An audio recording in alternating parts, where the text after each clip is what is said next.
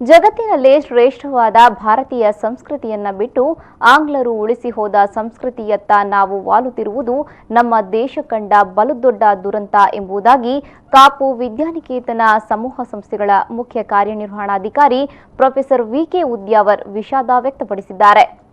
ಕಾಪು ವಿದ್ಯಾನಿಕೇತನ ಸಮೂಹ ಸಂಸ್ಥೆಯಲ್ಲಿ ಕಳೆದ 25 ವರ್ಷಗಳಿಂದ ನಡೆಸಿಕೊಂಡು ಬಂದಿರುವ ಶಾಲಾ ಮಕ್ಕಳ ಅಜ್ಜಿ ಅಜ್ಜಂದಿರ ಕ್ರೀಡಾಕೂಟದ ಉದ್ಘಾಟನಾ ಸಮಾರಂಭದಲ್ಲಿ ಮುಖ್ಯ ಅತಿಥಿಯಾಗಿ ಭಾಗವಹಿಸಿ ಮಾತನಾಡಿದರು. ಗುರು ಹಿರಿಯರಿಗೆ ಯಾವ ಮನೆಯಲ್ಲಿ ಗೌರವ ದೊರಕುತ್ತೋ ಆ ಮನೆಯ ಮಕ್ಕಳು ಎಂದೂ ದಾರಿ ತಪ್ಪುವುದಿಲ್ಲ. ಕಾರಣ ಗುರು ಹಿರಿಯರು ತಮ್ಮ ಅನುಭವದ ದಾರಿ ಎರೆದು ಮಕ್ಕಳನ್ನ ಉತ್ತಮ ದಾರಿಯಲ್ಲಿ ನಡೆಯುವಂತೆ ಮಾಡುವಲ್ಲಿ ಯಶಸ್ಸು ಕಾಣುತ್ತಾರೆ.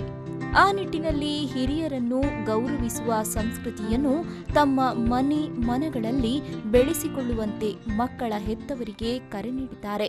ನಿರ್ದಿಷ್ಟವಾಗಿರ್ತಕ್ಕಂಥ ಬದಲಾವಣೆ ಏನು ಅಂತ ಕೇಳಿದ್ರೆ, ಭಾರತೀಯ ಸಂಸ್ಕೃತಿಯನ್ನ ಬಿಟ್ಟು ಪಾಶ್ಚಾತ್ಯ ಸಂಸ್ಕೃತಿಯ ಅಂಧಾನುಕರಣೆಯನ್ನು ಅಳವಡಿಸಿಕೊಂಡು ಬಂದಿರುವಂಥದ್ದು ನಮ್ಮ ಒಂದು ರೀತಿಯಲ್ಲಿ ಹೇಳೋದಾದರೆ ಅದು ನಮ್ಮ ದುರಂತ.